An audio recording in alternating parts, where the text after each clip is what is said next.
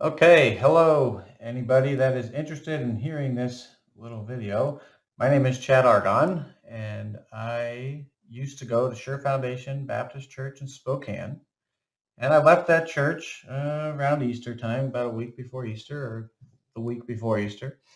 And anyway, I got quite a shout out from Aaron Thompson on Sunday, August 8th sermon. I thought I needed to do a response video to it.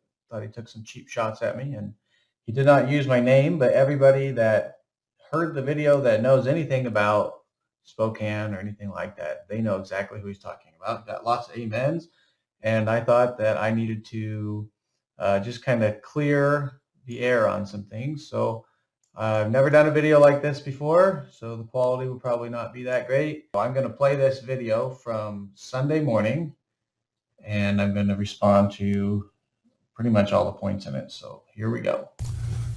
So another couple weirdos that quit our church, tried hanging around, going soul winning with our church members after leaving our church. So right there, a couple weirdos. That's how he refers to people that leave his church. That's not very nice. But a couple weirdos that left his church tried hanging around and going soul winning with our church. Now, when I left the church, I was willing to just leave and go soul winning on my own, go find another church, go soul winning with, no big deal. But the new leader had actually, him and his wife had asked us to go soul winning with them still. And I said, you know what, if you guys want us to go, I would love to go. And they checked with Pastor Thompson, and he said, yep, that's fine. And so we continue to go soul winning. So if he did not want me to continue soul winning, he should have let me know that when they asked him. And it wasn't because we were weirdos, it's because we love soul winning. We want to see people saved, and hey, you know what? Why not? One with a sweet spirit. How more sweet can you be than a soul winning church? Okay, so the sweet spirit, how much more sweet can you be? I'm going to play a quick clip. I do not necessarily support the reason files. I just found this clip online. This is a new IFB spirit that I'm talking about. This is the spirit that I do not appreciate from the new IFB. And here we go. Who is this? You know who it is. Did Anderson? Yeah, I know who it is. Did Anderson step down? Yeah, you're disgusting. Listen to me. You shut up. Okay. You're a disgusting filth. You're a piece of filth. You are a punk. You're a loser. You're a psychopath. Okay. That's who you are. Yeah, and you know what? I would hope that God strikes you down right now. I've been praying imprecatory prayers against you. Have you really? And I hope you put this on YouTube. Go ahead and put this on YouTube, you disgusting piece of filth. You punk. Why don't you just kill yourself? Oh, Ben, you are. I think that's plenty right there. But, you know, I don't care who said that in the video, whatever. I just know it's a new IFB mentality. And that's the spirit of the new IFB that I did not want to raise my family in. This, I hate you, die to your enemies. And so, yeah, I left that church because I want to raise my kids in an environment where that kind of behavior is not tolerated. So yes, I left that church to find a church with a sweet spirit. You know, you can't even find a church that goes soul winning in your area, but you want to find one with a sweet spirit? So that's another, argument. This is the only church that you can ever go soul winning or serve God in, and that's just not the truth. You know what? I don't care if it's a new IFB church, if it's an old IFB church, if it's not an IFB church all the way. You can go soul winning wherever you are. I've been going soul winning for over 12 years. And you know what? I have not been in a new IFB for 12 years. And so I've gone faithfully soul winning weekly and sometimes more than weekly. You don't have to go to a new IFB church. That is a false statement that there's no other churches that can teach you how to win souls or anything like that. There's some other churches out there, and there are churches that have a sweet spirit, and there's other churches that they don't as well. So anyway. They pretended to love our church, but secretly hated it. Now, So I know stop quite a bit on here because there's so much to say, but we pretended to love their church, but secretly hated it. Why would I spend, nearly 2 years of my life in that church preaching pretty much from the get-go regularly and soul winning twice a week at that church? I ran a soul winning time, before I became the evangelist, which I later became. But why would I put that much into this church, pretending to love it, unless I was a complete psychopath? And some of you listening might say, yep, maybe he is a complete psychopath. But, I think the people that know me best know that that's just not the case. When I left that church, I left alone. I didn't try to, as we will see later, pull people out of that church.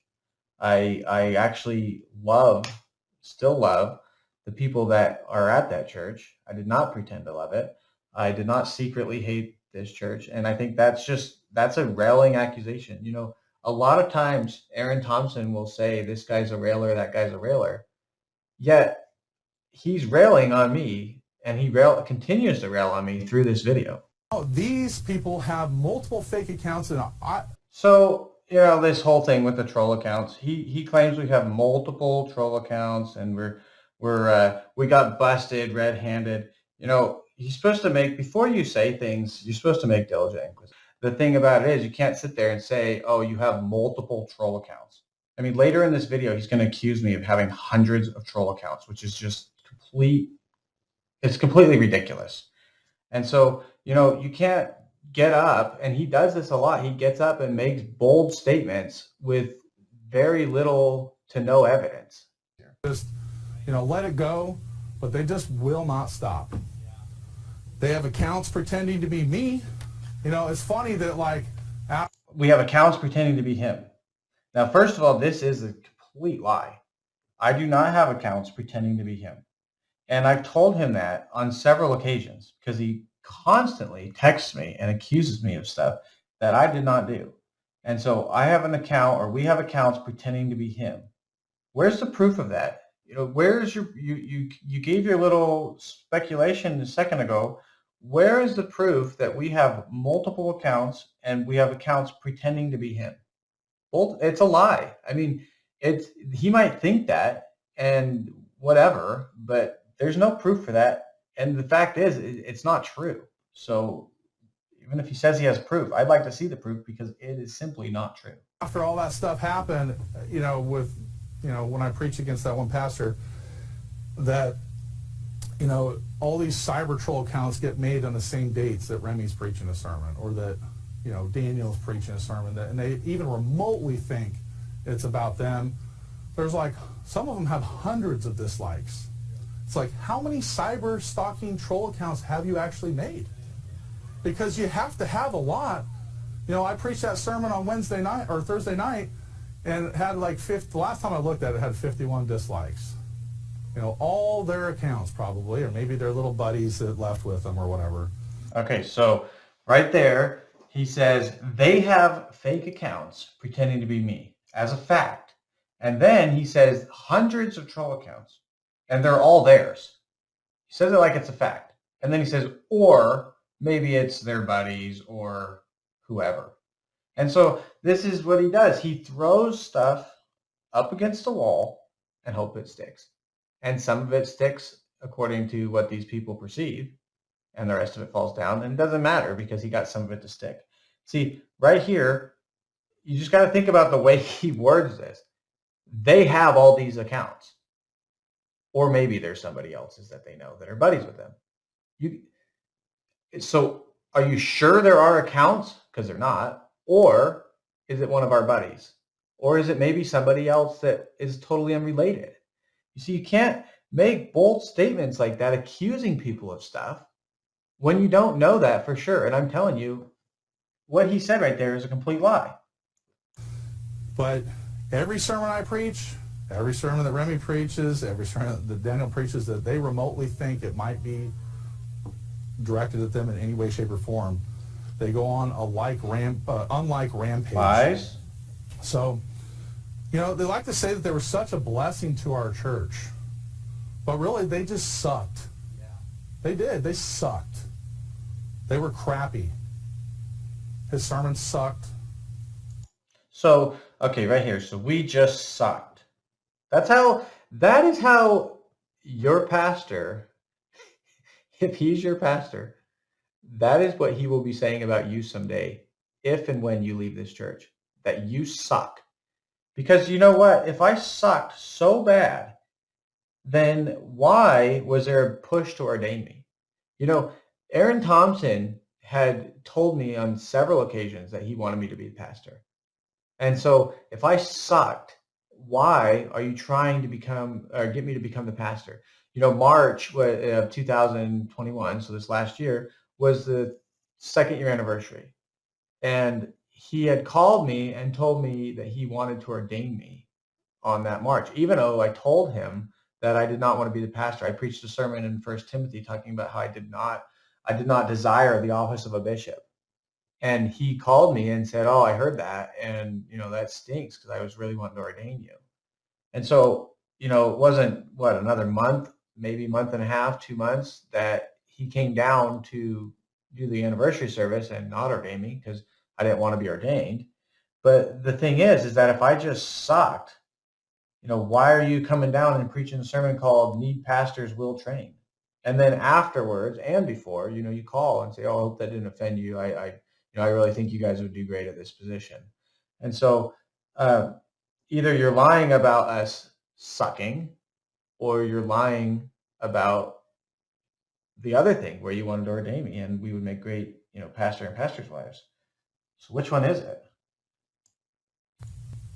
Big time. He was constantly preaching things contrary to what our church taught. He was always on some...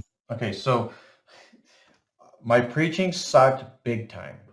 How come the past, you know, nearly 2 years, many sermons, I preached many times, twice a week for a year. So I preached a lot of sermons there.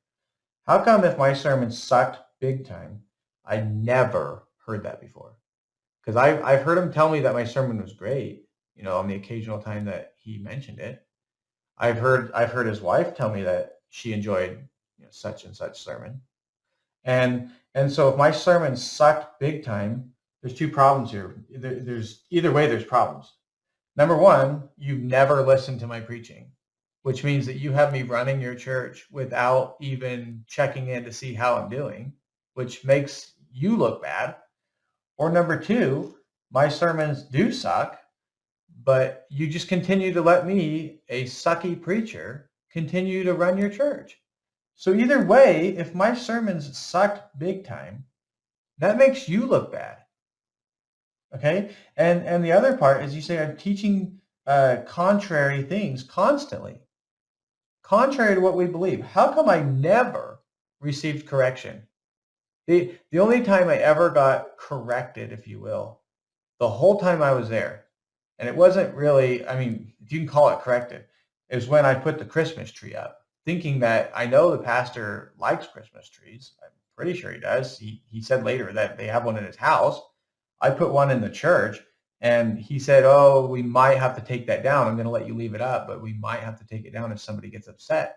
I said, "I'll take it down right now. I didn't know it would upset anybody. I'm sorry about that." He said, "No, leave it up." That was the only correction I ever heard while going to this church. And so if my sermon sucked, I'm constantly teaching things contrary to what our church believes. Why did I never get corrected for that? mask crusade.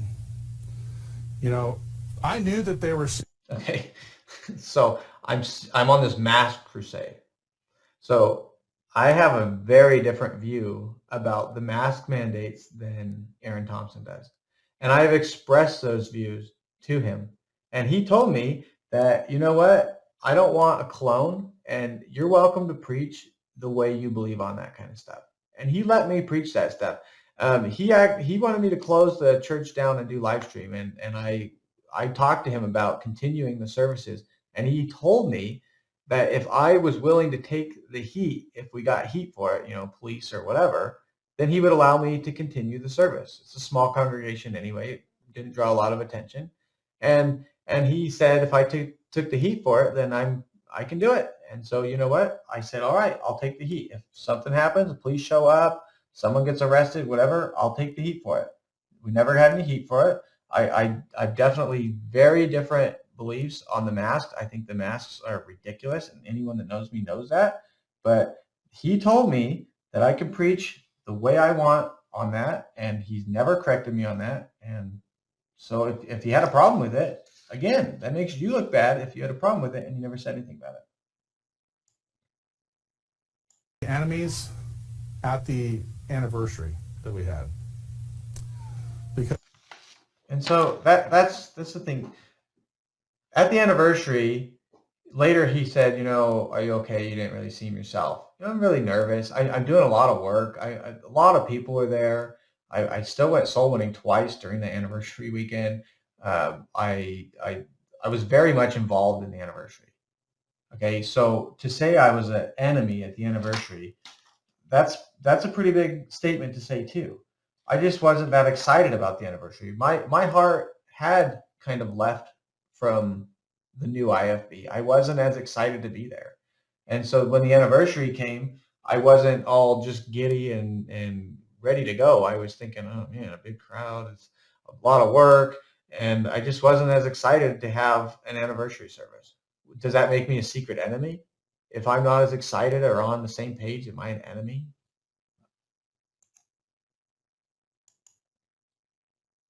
this is just the way they were acting. They were being really weird. And I tried to replace them because at that point I was like, and then going on some. Okay, so he tried to replace me. Another lie. How did you try to replace me? Can you show me any evidence where you tried to replace me? You just told me that you wanted me to be the pastor, and then now you're trying to replace me. But you have no evidence of that, and this is the first time I've ever heard that. And so I think this is also a lie that you're trying to replace me. It just tries to make you look good by saying, oh, I knew he was bad, and I needed to get rid of him. I was trying to replace him. Well, then why, when I called you and stepped down, did you ask me to stay? Because you told me, well, if you can give me more time, the longer time you can give me, the better. And you even made a joking reference to a really long time, and which was fine. But if you're trying to replace me, then why are you trying to get me to stay? Why don't you just kick me out? Some other pastor's show, without even talking to me about it. That pastor didn't talk to me about it. Just thought that was really weird. Doing things without having permission. In any church, it doesn't matter if I put you in as a leadership position and you're doing the opposite. Okay, so stop right there. Okay, so my wife was invited by Cassandra McMurtry to go on the Gently Led Sisters program. My wife does not like the limelight. And so she said, I will go on the show if my husband can come and kind of be a buffer. And so I agreed to come on the show. Pastor McMurtry said, hey, if he's going to come on, maybe I'll come on. And so we went on the show. Okay, so Aaron Thompson called me and said, hey, I heard that you're going to go on the Gently Led Sisters show. What's that all about? And I said, oh, and I told him the way that worked out with my wife and me. And I said that, he goes, well, what are you talking about? I said, oh, we're just talking about keeping your children's hearts. And he said to me, oh, you guys will do great at that. So it's not like I just went on the show and he was against it. He told me on the phone after he found out I was going on the show that he told me I would do great at that. Our family, we do a good job with our kids and we'll do a great job. And that's what he said. So to me, that's a blessing. He's given me the blessing to go on the show. And second of all, I don't need permission to go on a show. I was a volunteer at this church. I'm not on staff. I'm not paid. If I want to go and hang out with somebody and you don't like it, you can tell me, hey, I don't like this. And, you can either not do the show or step down.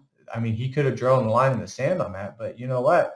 I didn't feel like I needed to ask permission to go on the show. That was never something we discussed, that, hey, if you're going to do anything with anybody, you got to ask my permission.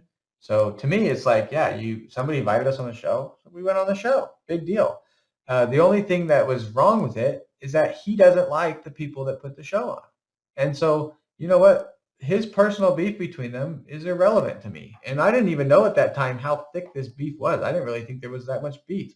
I had preached in sermons before and referenced in a positive way Pastor Tommy McMurtry. And, I didn't know there was this big old beef going on. I knew they had a little bit of a, little strife before, but I didn't think there was an active beef going on that would make me not able to go on this show.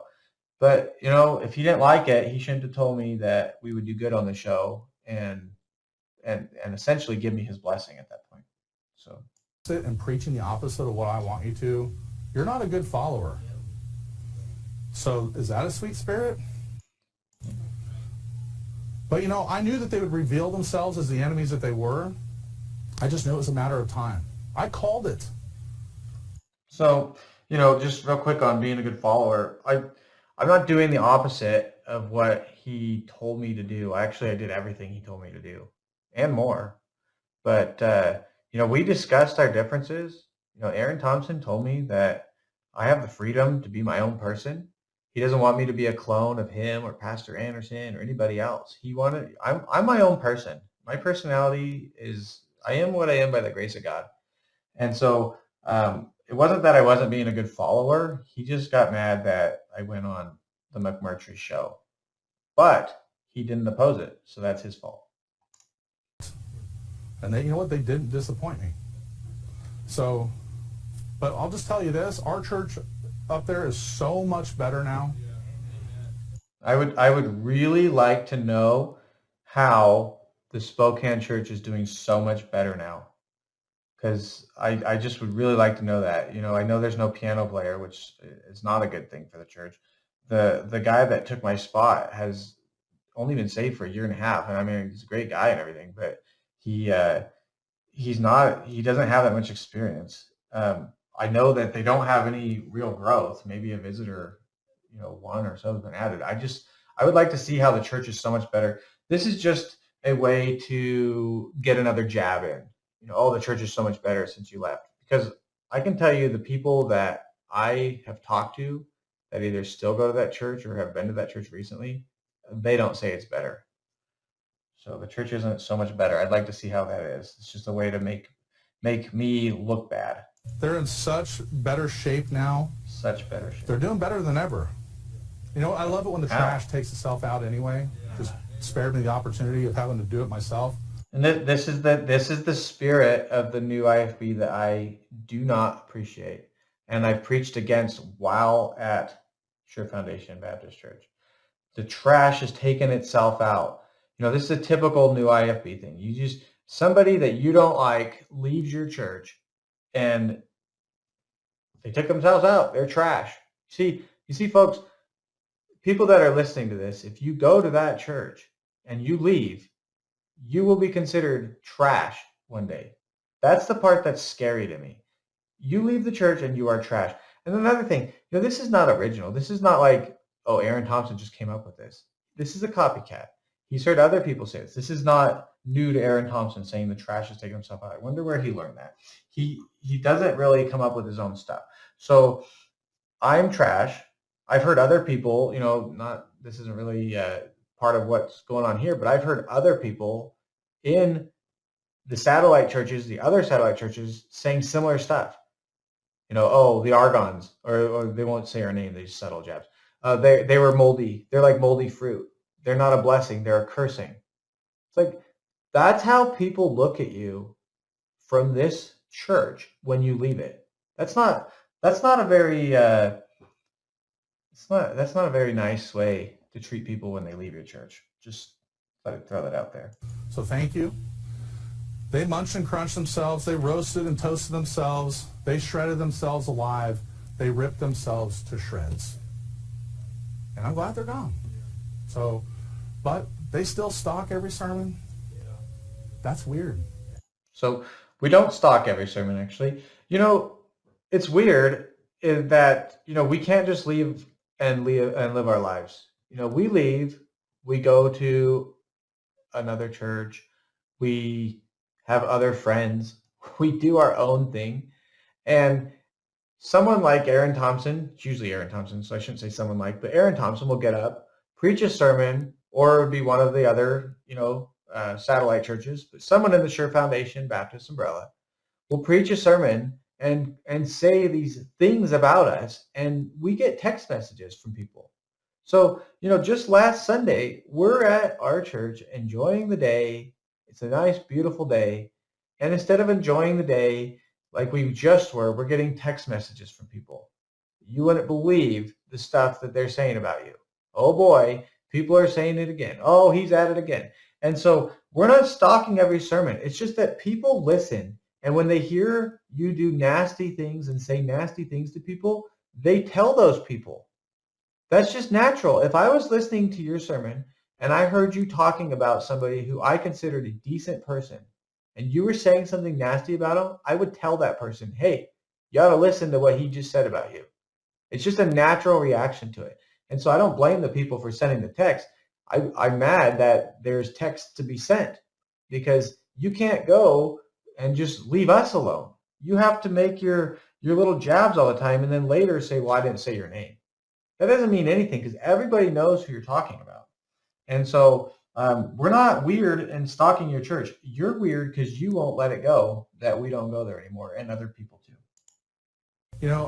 I just thought, well, maybe they're just butthurt about some things or whatever, but like to continuously do it still to this day, and they're online railing, but they're doing it not in a public manner. They're making fake accounts. Literally made fake accounts of me with the picture from our secondary channel, then other ones, and they're like having cross conversations with each other and stuff. It's super weird. So we aren't doing it publicly. We're using fake accounts. So we're making accounts that talk back and forth to each other. So that's another lie. No evidence, no proof of that, and it's not true. And so we're making fake accounts that are pretending to be him, boldly proclaiming that. I mean, he even sent me a text and said that. And then when I said it wasn't me, he's like, well, then it's someone else that you're friends with. It's like, okay, so which one is it? You're going to boldly proclaim that it's me. And then when I deny it and I'm telling you it's not me, you're going to say, well, then it's someone you know. That is slander. You're telling me that I'm railing against you. You're literally railing against me, lying and saying stuff that you have no proof of. And then the other part where you say, oh, we're not using our real name. Well, I'll tell you what, anytime I use my real name, and I have used my real name, anytime I've gone on there and put a little comment and said, hey, what's this? I get the mafia coming after me. And it's usually the mafia with the last name Thompson. Instead of, it's the children and the in-laws of Aaron Thompson that come out, and I'll show that shortly, that come out with their fangs out and just gnash on you. And so they're nasty. People that leave comments, they got to do it with some thick skin. And you know what? They get nasty. And I have proof of that, and I've seen that in just recent days. They are nasty people. When you say something that is anything, I mean, you say something negative about them, they don't just let it go. They will punish you for that. And so, yeah, but again, a lie. I'm making it an account that is pretending to be him, and you have no proof for that. You can look at it and speculatively say, well, he said something that maybe you know. I'll tell you what, the things that you know that I know, a lot of people know. And so a lot of people know the things that you think that I know.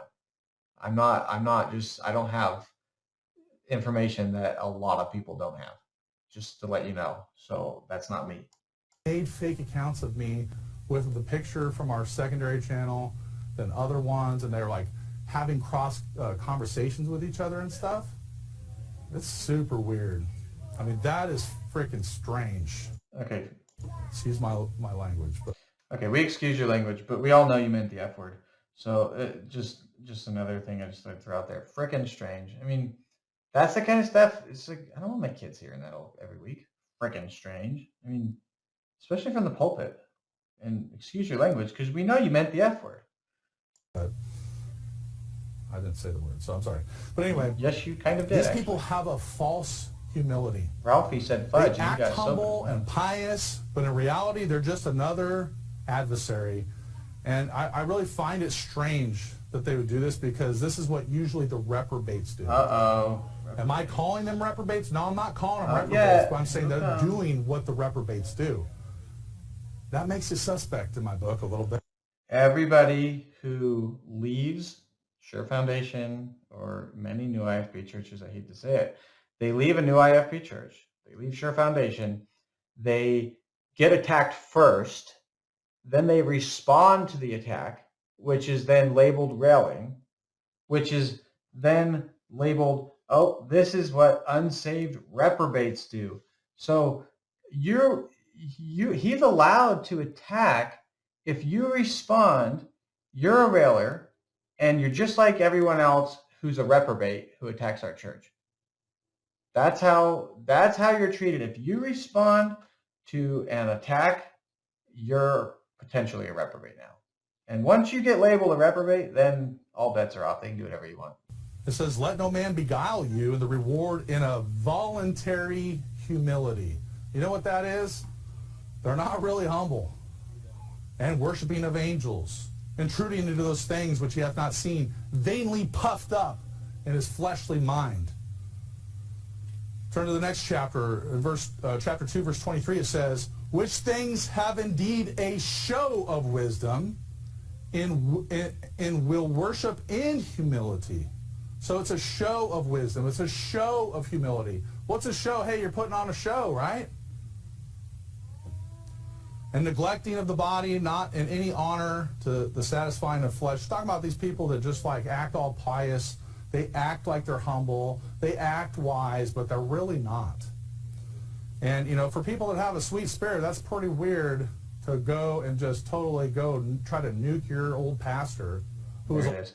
So it's funny how much he's on the sweet spirit. The sermon I preached about sweet spirit, he just cannot get off it. And so it's funny, you know, oh, you just go and nuke your old pastor. Well, here's a text that I got the other day. I'm telling you that your stupidity is going to get you nuked publicly if you keep it up. So I think it's funny he used that word nuke, because he's telling me right here, if I don't stop whatever he's telling me to stop doing, oh, it must be trolling, because I said, I already told you that's not me trolling anyone. Remember in your sermon about railing, you said it's railing if it's not true. If you nuke me, then it's based on your own insecurities and not truth. Amen to that. And so right here, he's telling me that my stupidity is going to get him nuked publicly. Probably making this video will get me nuked publicly. I mean, does he realize Princess Bride, you know, he keeps on using this word. I don't think it means what he thinks it means. Nuked, he's going to destroy me publicly. You know, when Jesus was reviled, he reviled not again. Yet, if I don't stop bugging him, attacking him, whatever he's saying, he's going to nuke me. Not only nuke me, he's going to nuke publicly. You're all going to see it. Stay tuned, folks. That's him. He's the one that's wanting to nuke. I don't want to nuke anybody. I just want to be left alone. Go soul winning with the church family there, even though I knew it was against my better judgment to do so. Because who wants to just leave a church and give you 3 hours notice before they quit? 3 hours notice on the week of Easter to quit. But if my preaching sucked so bad, then that should have been the biggest blessing that ever hit you. Because they just couldn't handle it anymore. And they give me all these fake reasons why they quit, but that was not the real reasons why they quit. And no, it was and it wasn't. You know, I had a long list of reasons for why I did not want to be at Sure Foundation anymore. I went down the list. I gave them reason number one. My children don't have any other children their ages. There's no spouse potential. They don't really have any friends. They don't have any fellowship. And it was very hard for us. And that was the reason I told them. And that is a reason. That was reason number one. Reason number 2 through 30, he never heard. Because, you know, when you're selling something and the person says, yes, I'm going to buy it, you don't have to keep selling it. I told him I was leaving. I gave him the reason number 1. He took it. I just said, you know what? That's good enough for me. If he's going to accept it on reason number 1, I don't need to give him the rest of the reasons. Honestly, I didn't want to give him the rest of the reasons because I didn't want to get in an argument. I didn't want to say things that would make him upset. I didn't want to be a stinker. I wanted to just leave. And I wanted out. He bought it. He didn't buy it. He bought it on reason 1. He accepted reason 1, and that was good enough for me. When he accepted that, I just said, yep, that's good. He'll take reason 1. I'm out. and it was a relief. But I was trying to be nice. I was trying to give them the benefit of the doubt. And then they just, then I knew it wasn't going to be long, though. The first weekend, after Easter, they invited the new leader to their house and basically just, interjected all this stuff and trying to get him to preach stuff that they wanted him to preach. Okay, now that's just another lie, and that's absolutely insane.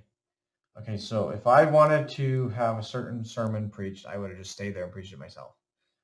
Did we have the new leaders over for dinner? Yes. The new leaders asked me, "Hey, when are you going to have us over? It's your turn." I said, "You still want to come over?" "Yeah, we do." So, okay, well, then why don't you guys come over on this day? So that's different than me coming to the leader and saying, "Hey, you need to come over to my house so I can manipulate your preaching." The new leader asked when we were going to have them over, and we had them over, which wasn't the first time we had them over. We still were friends with these people until they turned on us after Aaron Thompson turned on us. And so that was the new leaders thing. So if I'm going to get in trouble for going on Gently Led Sisters unknowingly, if you're not happy with me as the leader doing that kind of stuff, then maybe you should tell your new leader right off the bat, "Hey, don't hang out with the Argons." I think they got the message now, but maybe you should have told them right off the bat because they wanted to come over. And then, they get called out in a sermon, not by name, just by deed. Just by deed. Okay, not by name. This is another thing. So back to that leader thing. Why would I do that? Why would I tell them to come over and then say, "Hey, you need to preach on this"? That's weird. So outside of that, I just want to throw that in there. But not by name, just by deed. He, in that very sermon that he's talking about, I think it's 1 Corinthians 5, he says in there that all the McMurtry's have been taking subtle jabs at us for years. Not saying our name, they're just basically making these subtle jabs, and we all know they're talking about the new IFB and us.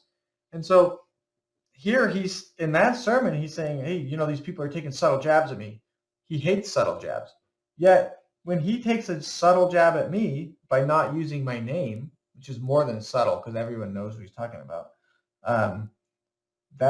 that's a hypocrite. You don't like when people do that to you, so why do you think I would be okay with you doing it to me? When you in your sermon say, "Hey, people leave our church and go somewhere else to find a sweet spirit," what do you think they're going to think? They obviously know you're talking about me. And I asked you on the phone. I asked Aaron Thompson on the phone, "Were you talking about me?" And he said, "Yes, but I didn't use your name." And then he usually follows it up with, "But if the shoe fits," and I guess the shoe fit. And went absolutely ballistic. We went ballistic. And his wife is railing on me and lying about me and just saying all this manner of stuff. So, and they just proved that that's not the real reason why they left. Okay, so this is the part where I will show you how we were so nasty. Okay, my wife, we went ballistic. No, we didn't go ballistic. Okay, we went ballistic, he says. I gotta pause this. We went ballistic. We went absolutely berserk when he called us out on our subtle jabs. And we said nasty, railing things about him. So here's what he said, this thing about us, about how all these people leave with a sweet, because we don't have a sweet spirit. And my wife, here she is, she said, "I knew there was a possibility that in a matter of time we'd get a shout out. I can't stay quiet. The mocking of the sweet spirit stuff went too far. Why be so vague? Why not say our names? Considering that you mocked Chad on the phone when he preached a sweet spirit sermon." And on the phone, he just kind of said something like, "Oh, I saw your sweet spirit sermon." And he just kind of jabbed. It wasn't a big deal, but you can tell it was a little funny. "And considering we are the only ones in your church who left to seek a sweet-spirited church, you may as well have just called us out. We left with nothing but respect and love. We even held our peace. Wow. Is this a passive thank you for serving you wholeheartedly for 2 years, setting up your church on a very solid foundation, and Chad pouring out his soul to the people there?" And that's railing. Let's see, keep going up. To the people there, I guess it's better than no thank you at all. LOL. I guess the gloves came off when Chad stuck up for Pastor McMurtry in a civil, respectful manner, which we will get into later. By the way, the McMurtrys are great, saved people and don't deserve to be torn in shreds. They aren't in sin or doing anything to bring this type of disdain upon them. This is unreal. To think we stood by you even when we disagreed, but I guess we get thrown under a train because we like sweetness and the sweet McMurtrys. At least I'm not being vague. So sad. Well, 11 thumbs up. Looks like people like that comment. Where's the railing? Where's the lying? Let's go on. Okay, here's Brandon D. Haas.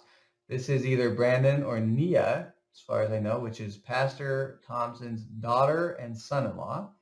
He says, this is great. Now you and all your outspoken girlfriends can go have a pity party. Don't let the door hit you on the way out. You are just a ticking time bomb, Jessica. Good riddance. Well, that's a Christian response right there. You see, my wife said something that I think you can look at and see that was actually pretty civil. And we get this good riddance, you ticking time bomb, don't let the door hit you on the way out, another non-original.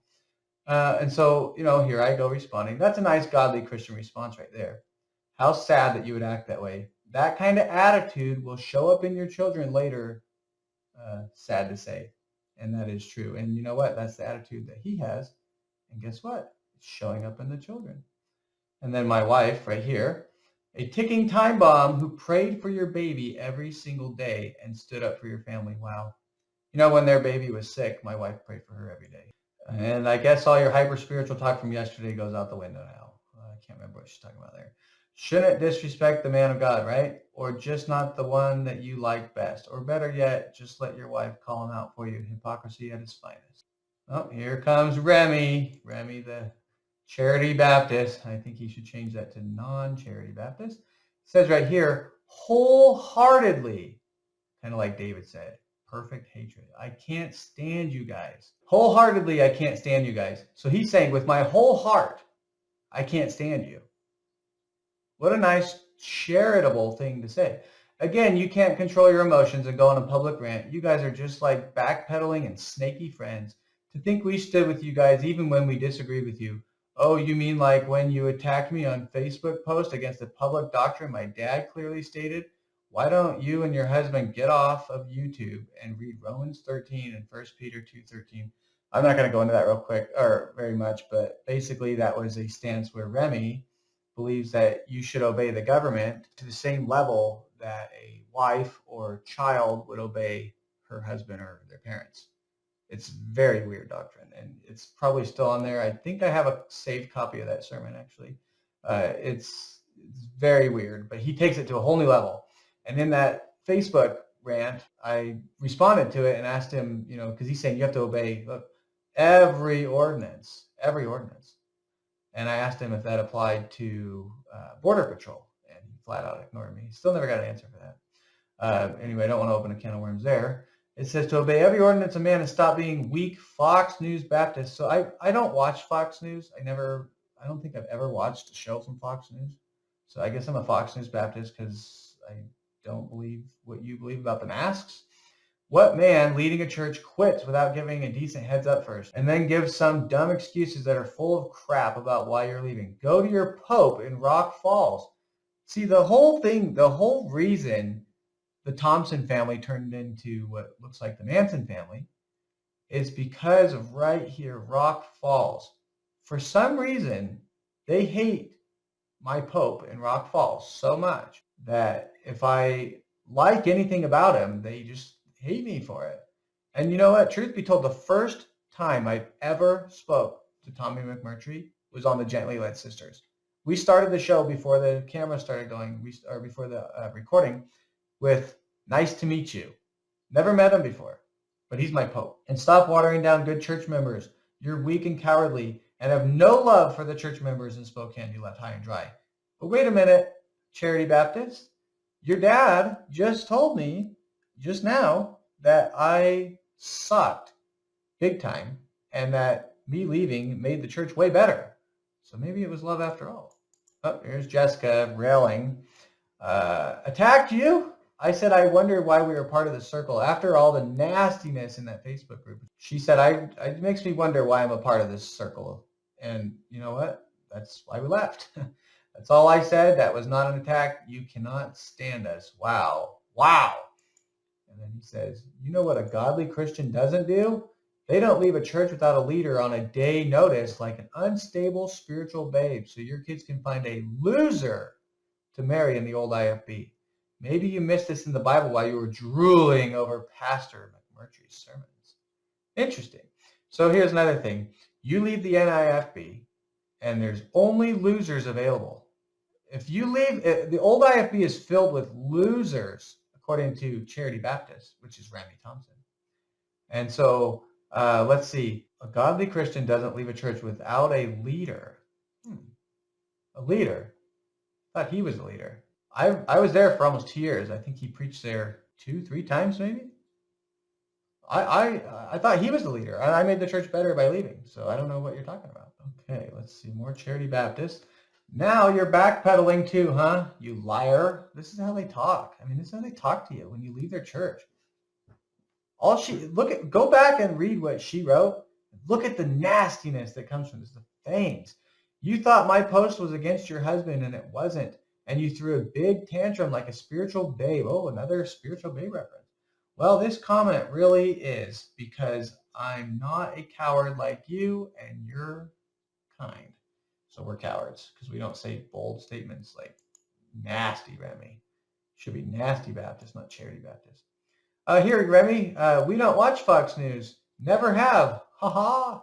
Also, if we don't have love for the people in Spokane, why are we friends with every single one of them? Until this sermon, of course. Well, we're still friends with some. And why did they send us the sweetest notes of love and are still in our lives? Because you know what? When we left that church, every single person cried, including me, and including my family.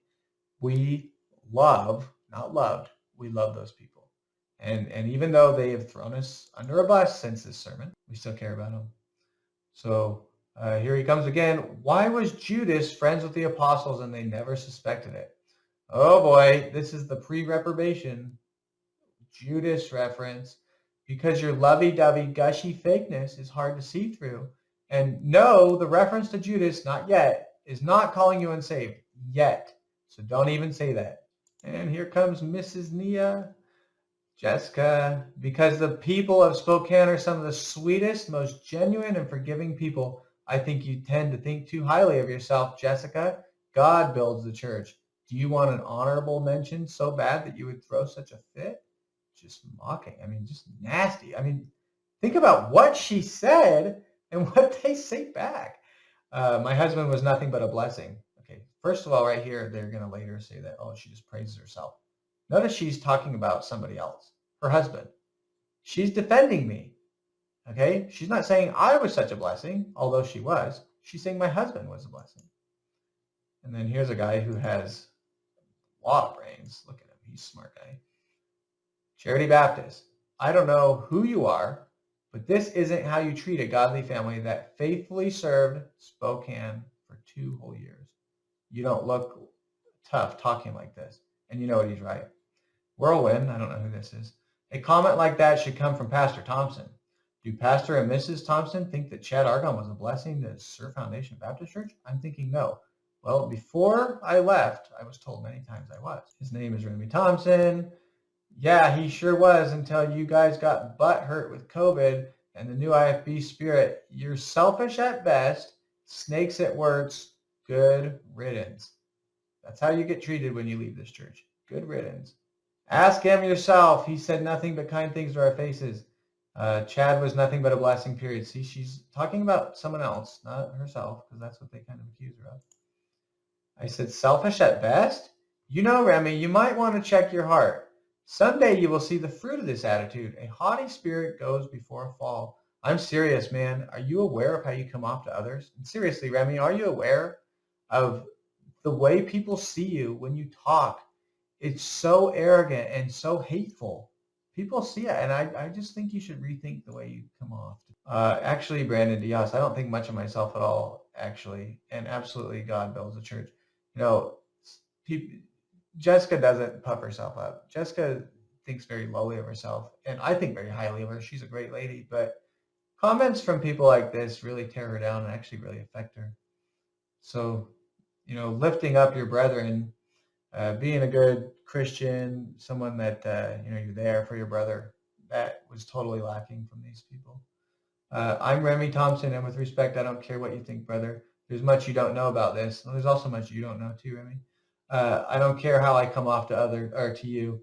Yeah, you know what? You don't, because you come off with such a stink.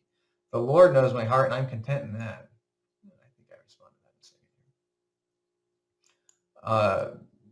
I think that's it, Nia. I can't remember. All you want to do is cause division at this point. If you were such a blessing, you would have left the Spokane plant discreetly, and we wouldn't even be talking about this on this thread, period. And we did leave the Spokane branch peacefully.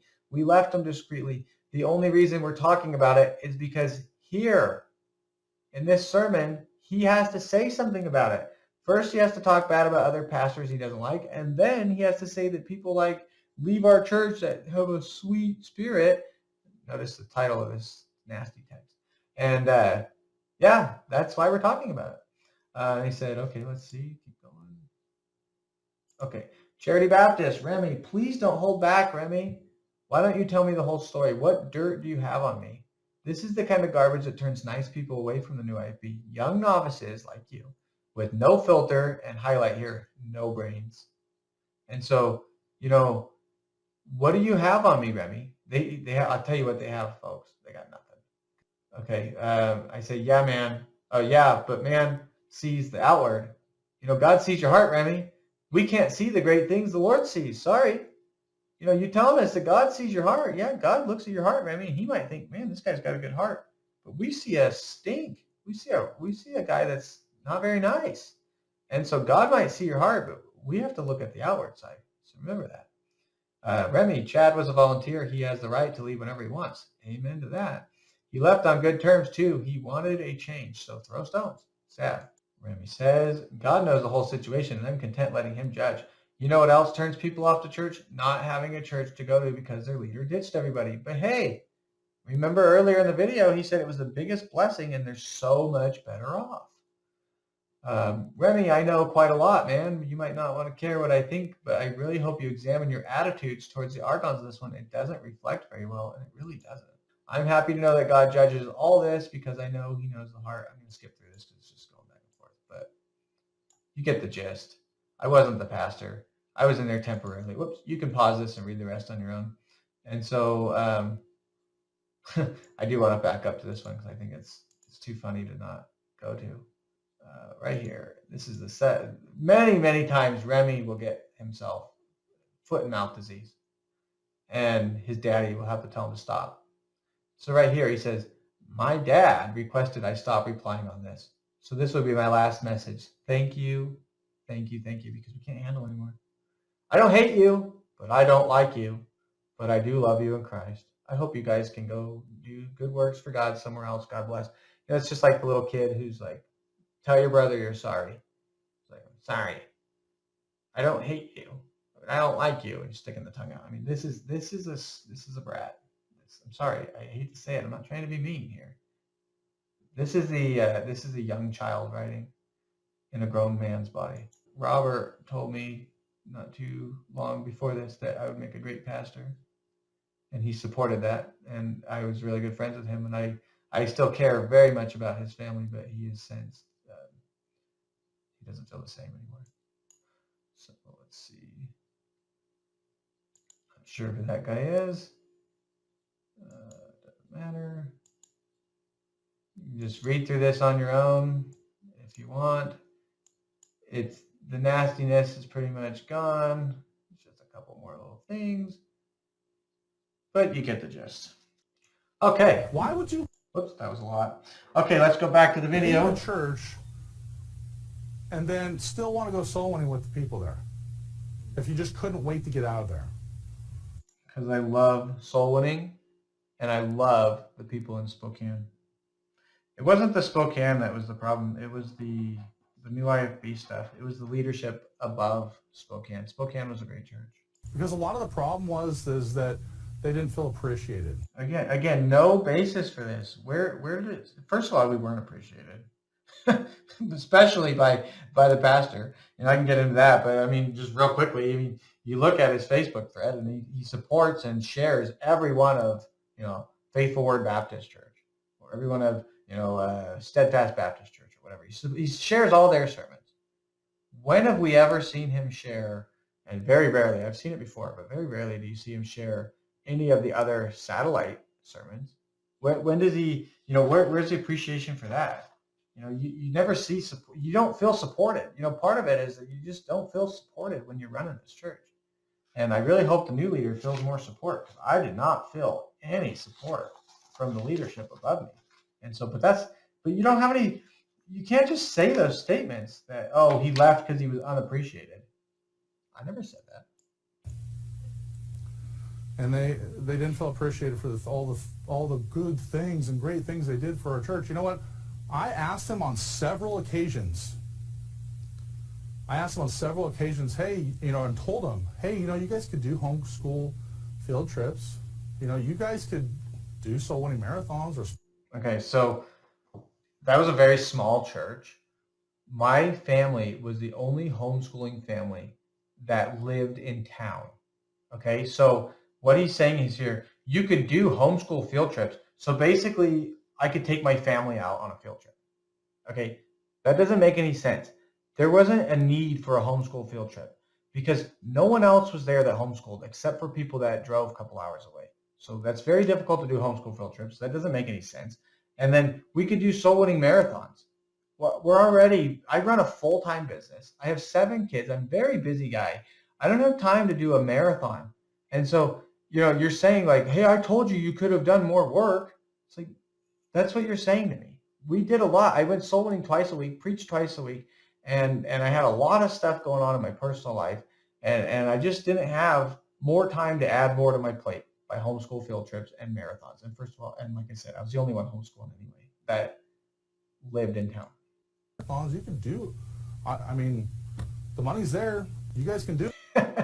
The money is there. First of all, where is the money? It was in Chad's bank account.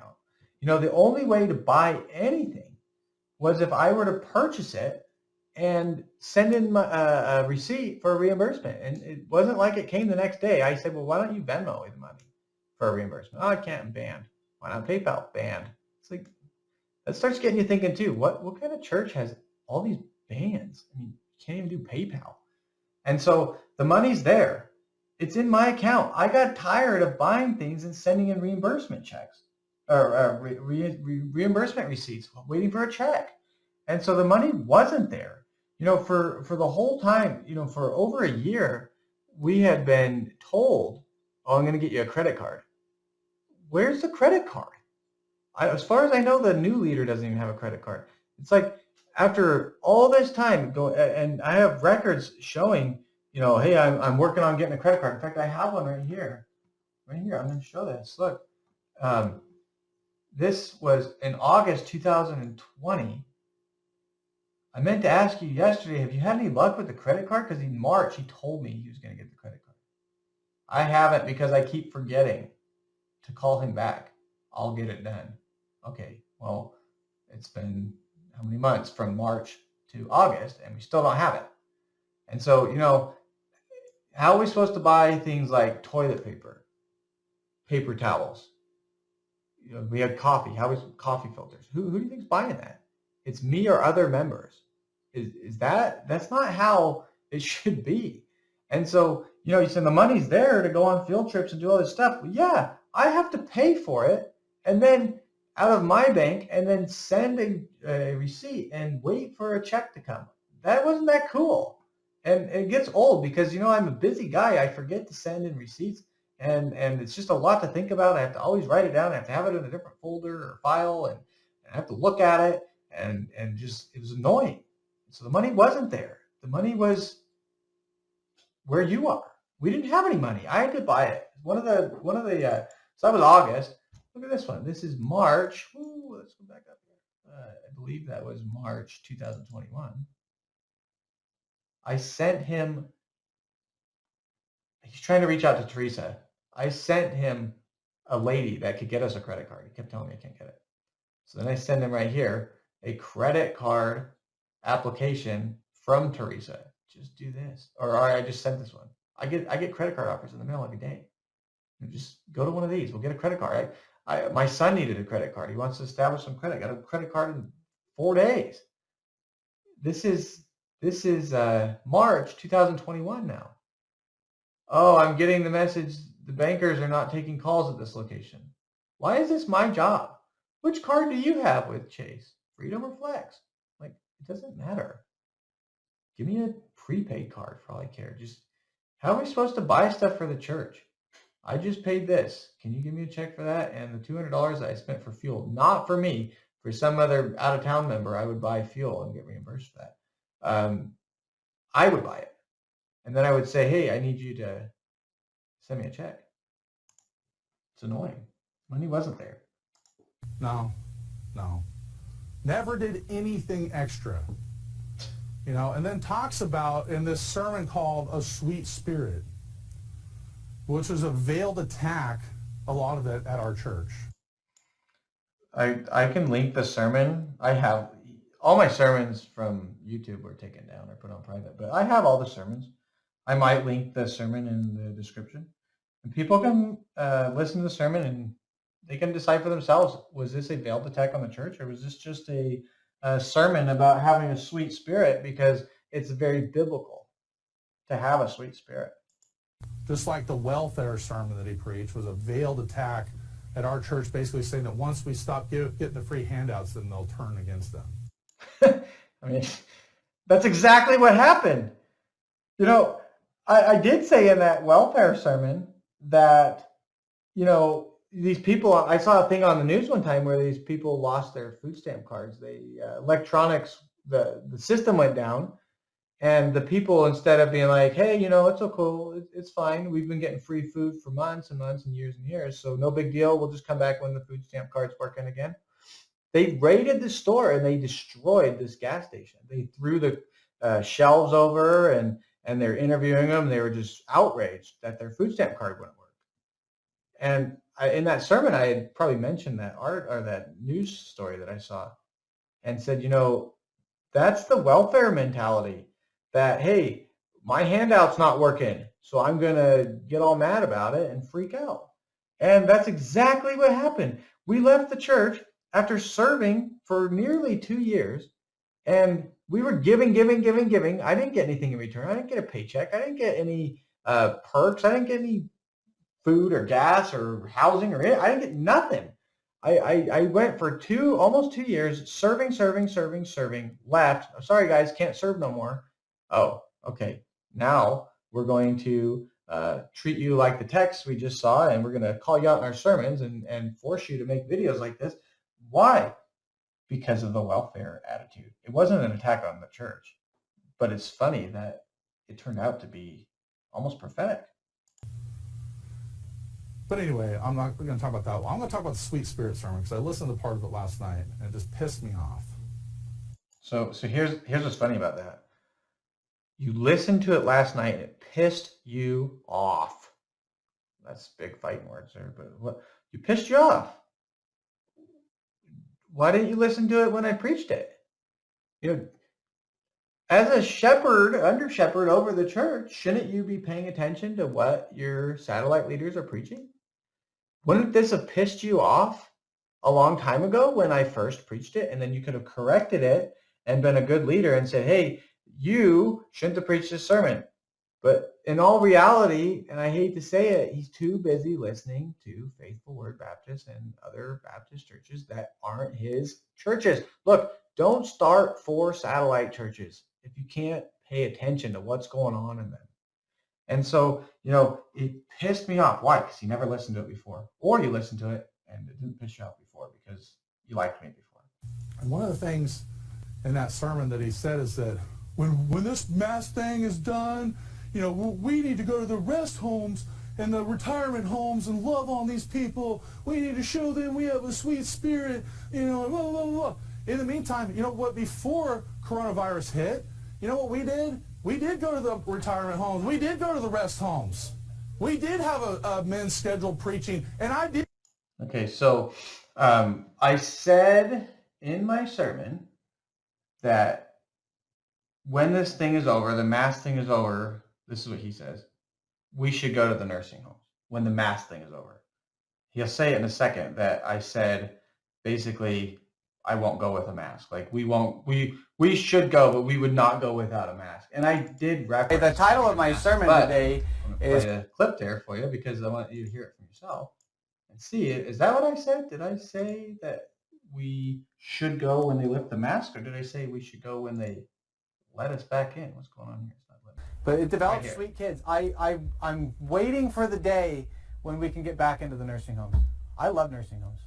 I mean, I hate them, but I love visiting them. I hate the fact that people are there. I hate what I see there. It grieves me every time I go. I feel uncomfortable. I feel sick a lot of times, but you know what? It's worth it. And you say, what's a secret? What's one of the secrets you have to making sweet kids? So, I have sweet kids. I do have sweet children. What is one of those things that made them sweet? Nursing homes. Take your kids to nursing homes when you can. Okay? Amen. So, think about this too. Contrast a sweet spirit with a haughty spirit. Haughty spirits don't go to nursing homes. You think you're going to see the big name preacher down preaching at the nursing home to 5-10 people that are sick and can't respond? No, he wants a crowd. He wants the cameras. He wants the accolades that come with his preaching. And so, you're going to see in the nursing home, anytime you see a preacher in the nursing home, he's a humble guy. He's very humble, especially if he's not on camera doing it. And the Bible says in Proverbs 16:18, go ahead and turn there if you can. It's a great verse to look at. So I just can't see somebody like, Kenneth Copeland going down to the nursing home. I can't see Joel Osteen putting a sermon together for the nursing home. Can you? I just can't see it. They're too proud. It's not worth it to them. Look what it says in Proverbs 16, verse 18. It says, pride goeth before destruction, and a haughty spirit before a fall. Look at this verse here. Better it is to be of a humble spirit with the people at the nursing home, a humble spirit with the lowly, than to divide the spoil with the proud. Hey, I'd rather preach at the nursing home and with the humble, with the lowly, than to divide the spoil with the proud. Think about that. I'd rather, Joel Osteen, he goes to a church filled with pride. He gets all this money, all these accolades, and you know what? It'd be better for a humble guy to just go preach in a lowly place like the nursing home. Wouldn't it be great if our wicked as hell government would open up the nursing homes so we can go in there mask-free so they can see our smiling faces? Now, the mask-free part was just a bonus. So I said, wouldn't it be great if our wicked government would open the nursing homes? I'm not talking about, hey, they have to let us in without a mask. I'm saying they closed the nursing homes. That you cannot go preach in the nursing homes, or at least at this point, you could not go preach in the nursing homes. And I'm saying that's wicked because these people need a preacher. These people need someone to visit them in their affliction. And I'm saying it's wicked. And I'm saying, yeah, it should be without a mask, whatever. But that's not the point. The point of it wasn't, hey, if we would go in there if they lift the mask. We would go in there if they would lift the closure. Too, by the way. I don't want to go in there with a mask. That's scary. Halloween is where masks are worn. That's true. Halloween is where masks are worn. I agree with that. I don't take back what I said, but if you listen here in a second, I say I would wear a mask to preach the gospel to an elderly person. Not by Baptist preachers. We don't put on a mask and go to the nursing home and talk to people. That's going to upset me too. Now, I would put on a mask if I had to for an elderly person to give them the gospel. I'm not saying that, but I'm... Okay, so I just said it would upset me to wear a mask at a nursing home, but I would do it for an elderly person. That's what I said. And I said, oh, I would go if they took the mask thing off. I want it to open up where we can go face to face. I do. The Bible says as water... I wanted to open up so we can go face to face. And the whole point about that was I want the nursing home to open up. And then he starts making fun of me because I fumbled through. And I did misquote a verse. Well, I fumbled through it, and I have to get someone to help me out with it. I'm not so big for my britches that I can't go preach at a rest home in front of 10 people. I did it multiple times. Okay, so that he's basically saying like, oh, this guy won't go to the nursing home, but I've done it all the time. Why haven't I done that before, is what he says. And so the reason I haven't done it before, first of all, I have done it before at many, many different times, both from churches that we've been a part of and also just on my own. We've been to the nursing home and ministered to those people. And I preached at the nurse. That's where I started preaching, was the nursing home. And so the reason we haven't done it before is because when I became the evangelist, it was March of 2020, and that's right when COVID hit. and all the nursing homes closed, so we couldn't do that. So there's no point in even saying that because it was all closed. It has nothing to do with masks. It has everything to do with the fact that they won't let you in. And then you're sitting there just talking up how sweet-spirited you are. My sweet spirit sermon had nothing to do about my sweet spirit. I did reference my wife and kids' sweet spirit, but I did not puff myself up in that sermon talking about how great I was. Give me a break. Why weren't you doing it before the coronavirus thing happened? You could have done it anytime you wanted. I would have been all for it. Because they were closed, I told you that. Yeah, go preach there. He's like, we'll just move our Sunday night service to the rest home, to the retirement center. Wouldn't that be great? People are like, yeah. Which, So, cool, whatever. I wasn't, he just, but talking out of his, I'm not going to let that happen. First of all, just to do it on a different night. Okay, so I had an idea, and I said we should move. I think it would be great, and it wasn't even a plan. It was just kind of a thought. I said it would be great if we moved like maybe the last Sunday of every month. We moved it to the nursing home. And I'm never going to let that happen. First of all, it wasn't even a plan. It was just like an idea, and I thought it was a great idea. And he's saying, everyone's like, yeah, amen. Why were they saying amen? Because they thought it was a great idea, because it was. And why was it a great idea? He says, well, why don't you just move it to some other night? Well, here's why. And see, this is the lack of involvement that he has based on what I had, or compared to what I had. So why didn't I move it to Monday or Tuesday or Thursday or Friday? Well, because half of the church is from out of town. We have people driving from Tri-Cities. We have people driving from Moses Lake. We have people drive from Moscow. They're driving 2 hours away. If we have a nursing home ministry on a different night, those people cannot be a part of it. And I'm trying to include everybody in this. And so that's why I say, hey, it would be great to have one Sunday a month or something like that. I mean, something similar to that. I mean, we move our service over there. And instead of a men's preaching night, which we would do once a month, we could do a nursing home preaching night. It gives the guys that are inexperienced a great opportunity to preach as well, but it's in a different setting. And I thought it'd be a great idea. Most of the people there actually really liked the idea. And here's the thing, it was an original idea. It's something I came up with, and obviously, I hate to say it again, but he doesn't really have a lot of original ideas. And that was an original idea that would have been a great idea. And I wanted to involve everybody because I thought it was important for them to be involved. But you want to talk about how sweet you are. Why weren't you doing that before? Because I wasn't ordained as the leader, and it was closed. And then you're talking crap about how we don't have a sweet spirit at our church? Never said that. I have talked about the spirit of the NIFB and how the nastiness, and I usually reference the online nastiness. I never said, hey, they don't have a sweet spirit at their church. I'm not picking fights with my own pastor, and so I never said that, hey, your church doesn't have a sweet spirit. That's ridiculous. That's another lie. I lost count. We did go to the retirement home. We did love on those people. And he's like, well, as long as we don't have to wear a mask. But then he was like, oh, but I would if I was going to give someone the gospel. Well, you just saw it. I didn't say that. I said that I want them to lift it so we can go in there mask-free. So I did sort of kind of say it. So I guess it's not an outright lie. But I think if you listen to the sermon in context, you realize that I'm talking about the restriction that you can't even go in. So he's basically saying he would go, but they have to drop the mask mandates before we'll go back. Do you think they're actually going to drop? I said I would put on a mask for an elderly person to give them the gospel. Lies. The mask mandates at retirement centers with all this stuff going on, they're not going to. So in other words, it was just him hyping himself up and talking about how big and spiritual he is, and he's so holy and holier than everybody else there. But in reality, he didn't do squat. Okay, so who's that guy that keeps saying, yeah, I'm holier than everybody there, and I didn't do squat? I mean, just slander. I didn't do squat. I preached twice a week, and I went soul winning twice a week as well. And I ran a full-time business, and I have 7 kids to tend to and a wife. And so this just shows he referenced it before, the unappreciative. This shows so much of a lack of appreciation. This is just like, you didn't do the homeschool trips and whatever else you wanted me to do that you never told me about, so I didn't do squat. That's just a jerk comment. I mean, you say jerk things, you're going to get jerk responses. He preached a couple times a week, and just laughed and fumbled through every single one of them. I mean, I laugh sometimes too, but like it just seemed like his preaching was just comedy routines. I love that. It's just funny, to hear him make fun of me like that. I laughed and I fumbled through every sermon. Why didn't I hear about this for, nearly 2 years? And number one, that's my personality. If anyone that knows me know that when I'm talking, I'm laughing and I try to make other people laugh. It's just my personality.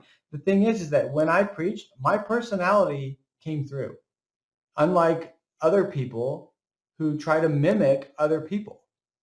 I've seen people preach and they literally, it's almost written in their notes to yell here, slam the pulpit here. That's not their personality, but they do it because they're mimicking somebody else. And I didn't do that. My personality, I'm kind of a goofball.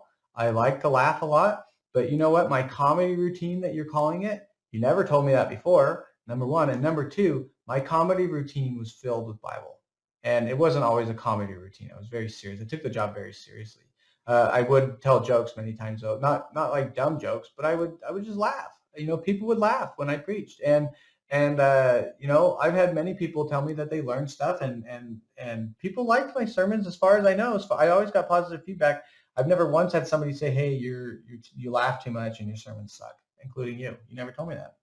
And so, I believe that if you can preach Bible doctrine and teach people stuff that's beneficial and it's in a humorous way, that's even better because it sticks with people and it keeps their attention.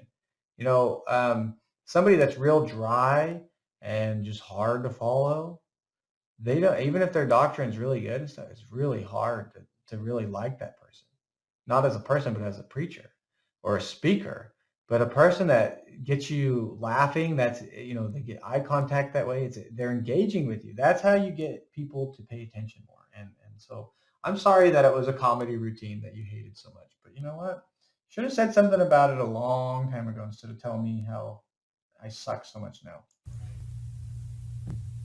He never preached against the queers. He never preached anything hard. He was always weak. He was always soft. You know what? There was Okay, I'm going to pause it right there. So I never preached against the queers. I was always soft. Here's the thing. I did preach against the queers when appropriate. But look at this verse right here, Isaiah 58:1. Cry aloud, spare not, lift up thy voice like a trumpet, and show my people their transgression, and the house of Jacob their sins.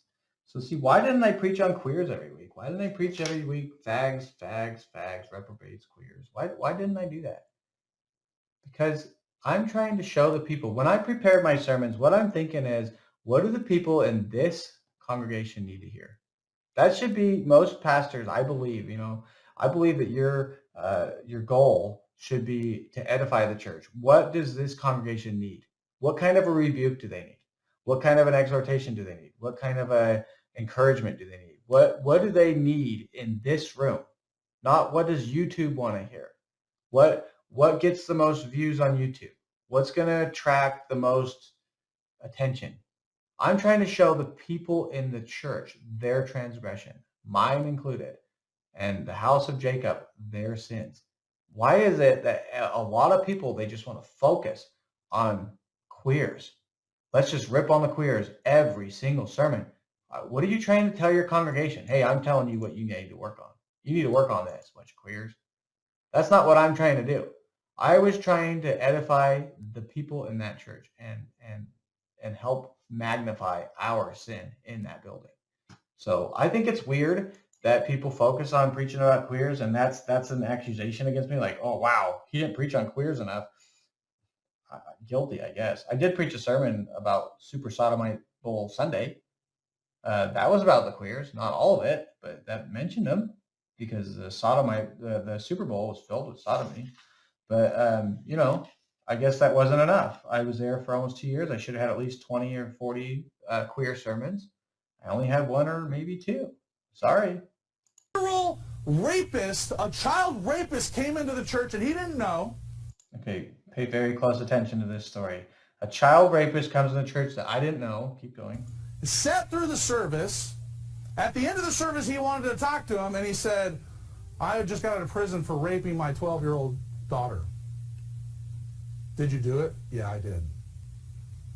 You know, at that point, that's when I grab him by the collar and walk him out and throw him down every flight of stairs that we have there. But you know what he did? You know, in his sermon... Stop there. Okay, one of these days, that situation will happen again. A child molester, whatever, will come to that church or another one of Aaron Thompson's followers' church, whatever. And the same situation will play out, and they will remember the words of their under shepherd that you should have grabbed him and thrown him down the stairs. And they will likely grab him and throw him down the stairs. This is inciting violence, number one. Number two is total foolishness. I mean, could you imagine if I threw the guy down the stairs, literally threw him down the stairs, he would have came back with the police. He would have came back with more wicked friends. We would have had a protest. We would have all kinds of problems on his hands just for my massive ego. I wasn't interested in that. I didn't throw him down the stairs. I certainly didn't do what he's about to explain that I did. But, you know, when you get up there as a leader of the church and you say, hey, why didn't you throw this guy down the stairs? People are going to take you serious someday. And you know what? You're going to be reliable for that. You're more than partially. Charles Manson went to prison for murder and he never killed anybody. Okay. This kind of stuff, telling people, hey, why didn't you throw him down the stairs? That's going to happen someday. And remember, that's going to come back on you. You might want to retract that statement and maybe make a clarification that, hey guys, we're not going to, I was going to bring this out in a second, but look at this verse here. Guys, we wrestle not against flesh and blood. Okay, our fight is not with physical people. It's with principalities and powers and rulers of the darkness of this world and spiritual wickedness in high places. That's what we wrestle against. I wasn't interested in fighting a guy who molested somebody. I was interested in getting him out of the building and never seeing him again. And fighting against the wickedness, not the person. This guy right here, he's mad. Why didn't you grab him and throw him down the stairs? So let's hear how he describes how I did it. I'm going to show you how I actually did it. He started to say, and I still have the sermons. I didn't just believe it. He started to say, we believe that anybody can be saved. And then he goes on to say, there's one thing that you just can't do and come to this church. It's such a lie. That's what it is. I'm really sorry. I did not say that. He's apologizing to this pervert who just admitted to him that he raped a 12-year-old girl that was his own daughter. He's apologizing that he can't let him come there. And then shakes his hand. Oh, big lie. After he finds this out, shakes his hand and walks him out all casually. I actually literally asked this question. I said... Okay, stop there. Okay, so here's how I handled it, he says. I said, hey, you can be saved. Jesus wants everybody to be saved, but you just can't rape your children and then come to this church. That is a railing accusation. That's slander against me. I did not say that. I'm going to prove that in my clip. But he says that I basically said to him that you could come to this church if you did anything except for that. I basically you could still be saved, but you can't come here. That's what he's saying. And then he's saying I shook his hand and I apologized to him and let him out of the building like I'm coddling him. You know what really happened? I'm going to show you this clip in a second. But what really happened is I didn't shake his hand. I'll tell you. I'm not going to explain it because I'll explain it in the video clip. But the next week we had security cameras. That was not his idea. That was another church member's idea. We had security cameras. I preached a sermon the following Sunday called Be Vigilant, where I talked about evil people that come in and they look as nice as the guy that visited the church that day. And we got to watch our kids. And you know what? It's not enough for the pastor or the bishop to be vigilant like it says in 1 Timothy 5:8. It is also important for mothers and fathers and brothers and sisters to be vigilant and to watch out for each other, because people come in and they look like nice people and they have bad intentions. And I took that guy, I got him out of the church. I handled it what I thought was very professional in the sense that he didn't come back with friends. He didn't have a police come in and get me.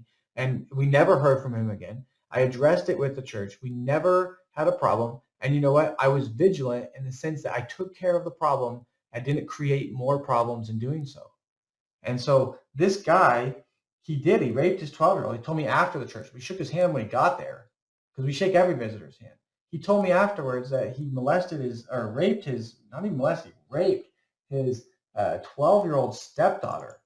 It was terrible. But I didn't support that. I was very disgusted. I was very shaken up. I addressed it with every single person in the church, and we were all shaken up about it. And, I guess I didn't handle it right because I didn't throw him down the stairs. But let's see, 207 here. Allowed to come back, and No.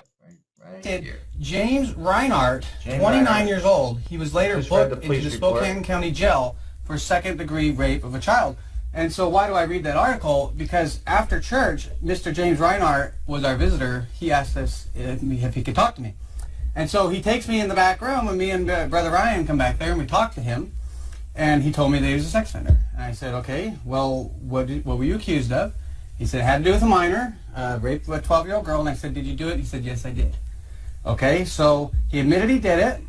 And I even told him, I said, look, Christ came to save sinners. We believe in, people being able to come to sinners. But you know what? If you told me you were a murderer, if you told me you, stole people's stuff from their house, stole their cars, you committed adultery, we could look past that. I said, we cannot look past this. This is too dangerous. We cannot allow you to be in our church. So here's the thing. I don't need to explain the reprobate doctrine to a reprobate. That's not, what is the benefit of that? I'm explaining to this guy, look, we believe that Christ came to save people. But what you did is not welcome in this church. See, I'm trying to be as wise as a serpent and harmless as a dove. I'm telling this guy, look, you cannot be here because it's not worth the risk having you here. If I were to tell that guy, you're a reprobate, you can't be saved, you're damned to hell, and there's no hope for you, what's that going to do? It's going to create problems for everybody. And so I just told the guy, look, you can't come back because you're a liability. We can't have you around here. And I told him that he's never allowed to come back and he should get serious help. And a lot of times people are like, what do you mean seriously help? He's hopeless. Yeah, but if he gets help, they will monitor him, and hopefully he won't go around recommitting the same crime because he's being watched. Now, we know these types of people when... Yeah, but if I called him a reprobate and threw him down the stairs, then the next time he went to another Baptist church, he wouldn't tell them the things that he told me because he remembers the time that other guy threw him down the stairs. So he would just keep that to himself and then gain access to the children. But because I told him that, you know what, you need to get some serious help, and I was nice to him, not because I cared about him, but because I care about future instances, because I was nice to him, and I told him, hey, when you go to another church, please tell them the same thing you told me, because they might let you stay. I don't know. I don't care. But the thing is, I'm trying to get him to realize that that was a good thing that he told me, so that he'll tell the other people, and then they can watch him or get rid of him or whatever they want to do. They're not watched will commit the same crime. That's just the way they are. And so when he left, I didn't say, hey, God bless you, we'll be praying for you. I just said, now it's time to leave. And me and Brother Ryan watched him go out. We locked the door, and we went home, and we both washed our hands with hot water and soap. So did I say there that I shook his hand and coddled him to the door? Or did I very clearly say that I told him it's time to go, and then I went home and washed my hands? I was very disgusted by this. And so because we shook his hand very much, and a lot of times we shook his hand, meaning in the meet and greet, when we first met him. We did not, and Ryan was there. I just mentioned it. And he can attest that neither of us shook his hand. We see people that get offended by a stepdad or whatever. And a lot of times people, especially in the churches, they feel really bad for the guy that offended, right? And they pray for him, and they hold his hand and try to get him help. But you know what? I think that's wrong to do, and I'll cover that in the sermon. But you know who I feel really bad for is that 12-year-old girl. Amen. I feel so bad for her. I feel bad for her mother. Although it's I put a partial blame on the mother because she's the one that married this guy. But you know what? Maybe she's just totally dumb, so I don't put too much blame on her. But I feel really bad for the girl, and I feel bad for the mom. But you know what? I don't have any I don't feel bad for the visitor. I don't. And so, but anyway, so why do I want to preach on being vigilant? Because we live in a very dangerous... Okay, so anyway, you can see there that I very clearly, is a totally different story than what Aaron Thompson just described. I didn't apologize to the guy. I didn't coddle him. I didn't shake his hand afterwards. I told him to get lost, basically. And I protected our congregation. And the reason I said I felt bad or I put partial blame on the mother is because it was his stepdaughter. And so she married this creep with her daughter already, born and probably like, I think she was like 8 or 10 or something, or maybe she was 12, who knows. But the thing is that, a lot of these single moms, they fall victim to these losers. And I don't know if she just ignored red flags or what. So that's why I said I put partial blame on her. But in the end of the day, this guy was a total creep. And he makes it out like I just totally failed and just acted like the guy was my best friend. But it's a bold-faced lie, which we've seen many. And, let's go on. Stairs that he hit on the way down. Okay, so how many stairs? I'm not going to jail because I have a huge ego. And I'm not going to tell my followers to throw people downstairs because I'm not a moron. He was like, And I laughed because I thought you were joking when you said, how many stairs did you throw down?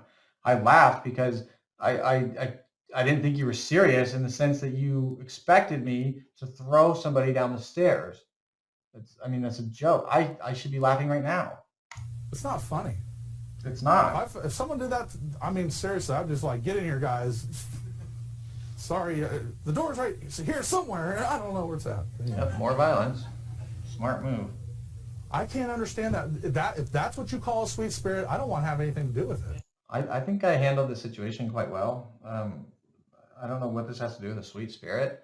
This has everything to do with being vigilant and being smart and not just throwing your hands on somebody. And, the Bible says lay hands suddenly on no man. I know that's more of a reference to, maybe like ordaining somebody but at the same time, we could use that same principle.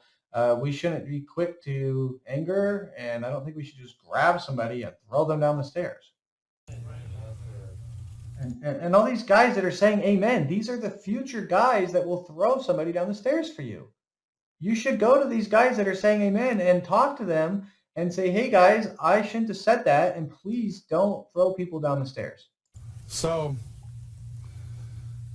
the other thing he did is disallowed fellowship. He got mad about a potluck that people spent their own money on. And yeah, they didn't maybe. I got mad because people in the church were just throwing potlucks without even asking the leader of the church. You can't just have people, I'm going to necessarily go through the right channels they should have asked. I get that. But like after that, no more potlucks allowed at the church. So here's the thing. I talked to him about this, and he said he agreed with me in this. We did not want a free-for-all.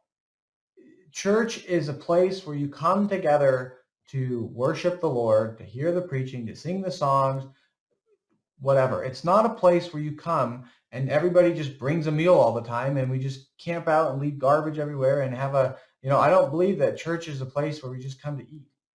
And so I didn't want to have a potluck every week. You know what? If you wanted to have someone have potluck every week, get somebody else. That's my policy there. And I left and they're having potlucks every week, so church is way better now. But I didn't want a free for all, and I talked to him about that. And he said he agreed with me in that. I didn't want to have food at the anniversary. Like he just basically resisted everything that we wanted to do. Okay, we wanted to do. First of all, you were never there, so it wasn't what you wanted to do, or we. You're not a part of the we because you're in Vancouver. And second of all, that was really, really dumb of me to say no to food at the anniversary because I should have known that you guys would want to eat.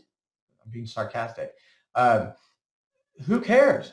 You said you're coming to the anniversary and you want to have a potluck, and you asked me about it, and I said, you know what? It wasn't a potluck. You wanted to provide church, the church with panda or pizza, and I said, look, we're simple.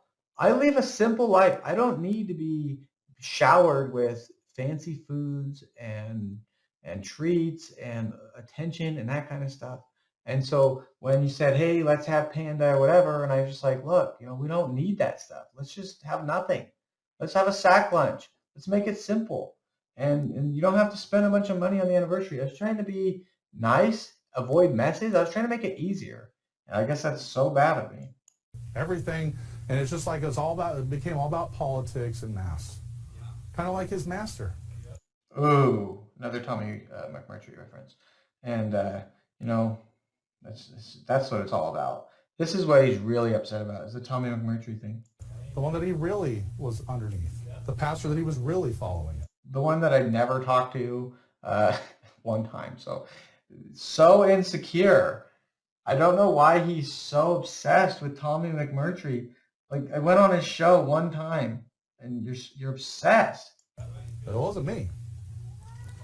How do you explain to your children that you have all these fake accounts? How do you explain that to them? All my sermons are all about masks. Can you provide proof of that all my sermons are about masks? I mean, you don't even listen to my sermons until later when you listen to the one just the other night. So you can't just say, oh, all his sermons are about masks, because I preach twice a week and I didn't preach on the same thing ever. I bring up masks here and there, but you know what? My sermons were not all about masks. But I guess we can't prove that because you took them all down. So. That you're going, really the whole controversy started from him sticking up for another pastor. And real quick on the children, what do I tell my children about all the troll accounts that I have? I don't, because I don't have them all. Number one. And number two, I think when I look at the things you're referencing with the troll accounts, I think they're hilarious. And I laugh. And my kids laugh. Because it's funny. It's not mocking you. It's not a mean spirit. It's hilarious. Lighten up, man. Some of the things people say online are hilarious. And we laugh about it. And you should laugh too, instead of being so insecure. I mean, maybe you should have a little bit of a comedy hour yourself. Loosen up a little bit. And so, and the whole thing started by me sticking up for another pastor. This is where it all started.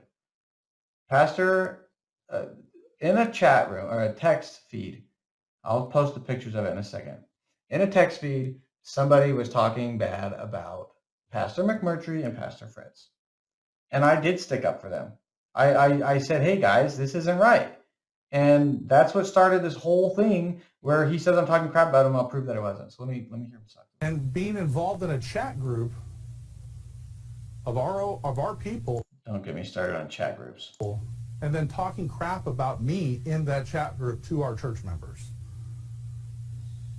That's why I got so mad. You want to know why I got mad at Tommy McMurtry? That's why. I'm very sorry, Tommy McMurtry, because I didn't know if I stuck up for you that would make him that mad, and then he would lash out at you too. So hopefully you can accept my apologies. But that wasn't really his fault. But there was just some other pent-up things that I was mad at him about anyway. So there's more than that. But that just kind of put me over the boiling point. And yeah, I did call his name, but it's fine. So, yeah, it's fine. But anyway, they don't mind ripping their old pastor to shreds, the one that actually they worked with, the church that they actually went to. That's the thing. See, we don't mind ripping you to shreds. First of all, we never ripped you to shreds. Where did we do that? How and when? And second of all, we didn't really work with you that much because you were never there. So here is the nasty about his old pastor. So in this chat room with 10 people, we got a guy, Robert, that says, hey, I think everyone needs to watch this. I'm going to go through this fast. Wow, excellent sermon. I had no idea Fritz called Pastor Anderson stupid. He's on the path. He put me on the path of righteousness. Whatever. You can pause it and watch it if you want. But anyway, these guys are saying that I can't believe these snakes have called him out. Look, at 35 minutes, he's calling them out and saying bad things about the new IFB. And all these guys are so wicked. And here's what I say. I must have missed something. I didn't hear him call Pastor Anderson stupid. All I heard was him preaching against the bad spirit that is found in the new IFB. He didn't trash anyone from what I heard. He was preaching against the bad spirit and not calling other good people out. I have preached similar things as well many, many times. That striving spirit is not Christ-like, and it will not produce good fruit in your children. Christians need to know how to balance judgment and mercy. I agree to call out false prophets, but it's sad to see brethren gnashing at each other. Remember, there are two sides to every story. He that is first in his own cause seemeth just, but his neighbor cometh and searches them. And so that was my nasty comment, right? I'm ripping my pastor up. Somebody, Brant says, good point, Chad. It's sad to see this. Honestly, it's getting old. And yes, it is very old. Thanks, Brant. I'm not trying to start something, rather hoping to extinguish it. Sorry if I made it seem worse. Very frustrating. No, I meant I didn't want to start something with my comment. I appreciate your response. Patrick Boyle is still a snake. I lost all respect for McMurtry and Fritz for associating with him. It's obvious what he's talking about. People have been taking jabs forever, blah, blah, blah. This guy's smart. Look at him. I love this guy, Paul. He's so smart. I'm not being sarcastic. I really do love him. He's a great guy. He doesn't want to be involved in the drama. So he posts, when you've been asked to bring a veggie tray, but you really want cookies. Why? It's too late for the computer. Okay, so he puts this funny meme. I think it's awesome. This guy's sounding very good as well. Hey, I just shared a sermon. I agree with what Pastor Thompson said. That's great. I'm not mad about that. Another great point, Brother Dean. Brother Daniel, you should probably tell Pastor Thompson on chat because he's being so mean. You can pause this and read it. Nothing in there that's real damning. And then here I am talking smack about good men causes division, agreeing with somebody else. I agree, Brother Robert, but that's what I'm trying to avoid. If we don't agree with someone on non-essential doctrines or whatever, we should still not talk smack about them. Like what you just saw, calling people snakes, saying mean things about them. These are still brethren. I don't know why everyone is mad about Pastor Boyle. I stayed out of it, and I really don't know, because I really did stay out of it. I stayed out of it, and I really don't know the reason, because I don't care. However, to say all his friends are bad is not right. Everyone sees things through a different lens, and we should have some grace, especially when we don't know the whole situation. Remember when Pastor Anderson was friends with Dane Johansen? It was wrong for people to get involved then, just as it is now. It is not our business. Same situation, different results. We shouldn't try to get involved in everything. This verse is fitting in these situations, in my opinion. It says, be not righteous over much, neither make thyself over wise. Why shouldst thou destroy thyself? You can keep reading if you want. This video has already gone on way too long. This, again, awesome.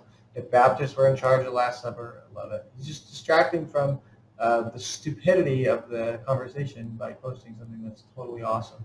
Anyway, you could see, and that was I believe, the ending of any comments that I made. So if there's more, I'm sure somebody will find them. But there's nothing nasty. You can see my demeanor in all my comments has been very respectful. I didn't say anything nasty about Aaron Thompson, but yet he takes that and he preaches against me because he sees that. Says I was ripping him to shreds, as he did. They're going to stay. Oh, I don't really think that he said that, and just downplaying everything, trying to turn it. So why do I think that they still hung around and still wanted to go soul winning? Because they were trying to get their hooks in and take as many people out as they could. So, okay, let's say that was true. Number one, where are we taking them to? We left peaceably. We want to be alone. We just want to go to a new church and have a new life, okay? We didn't want to take anyone anywhere. Nobody follows us. Nobody's there. We didn't try to take anyone there. Number two, if I really wanted to have all this power and take everybody out, why didn't I just let you ordain me like you wanted me to do in the first place? And number three, I was invited to go soul winning. I did not invite myself. So all lies. I mean, these are lies. These are slanderous. Tried to do. I literally had to try to stop that and do an end around on that. So not until after I defended Tommy McMurtry and Grace and Fritz. It's funny though that they're like so upset about someone getting another pastor getting crap talked about them, but they don't mind talking crap about their own pastor. The pastor of the church they still go soul winning with, running their mouth with their real accounts. Okay, so running our mouth. Remember the comments that we showed, or I'm by myself. Remember the comments that I showed earlier that showed the running of the mouth with our real accounts, where we said something and the nastiness that came from the Thompson children. But they're so ultra spiritual. They're so holier than thou. They have such a sweet spirit. Now, that's a lie. They don't have a sweet spirit. They have a spirit of an adversary. And I'm not quite sure what the deal is with them. I'm not reprobating them. I'm just saying that they're doing the things that a reprobate would do. So what's the deal? He doesn't know what the deal is. Here's the deal, Aaron Thompson. The deal is that every comment that we've ever posted has always been a reaction to something that you said. So if you really don't want us to say something or talk or say anything, whatever, quit saying stuff about us in your sermons, insinuating stuff. Maybe you didn't say our name, but we know who you're talking about. Just like after I talked to you about this one, you said, well, I didn't say your name. Anyone that knows the situation knows you're talking about me. It's obvious. And so it's more than obvious. But what's the deal? The deal is that you need to stop saying bad things about good people, and then the good people won't respond. And I'm not saying I'm good as in without sins. I can see you using that against me too. But the thing is that, look, decent people, you rip them up all the time. You constantly are just saying things that have no basis, like you did many times. I went over many instances where you said something about me that was totally untrue with no evidence whatsoever. You say stuff about people, and then they respond, and then you get mad that they respond. And it's just a reaction to what you said.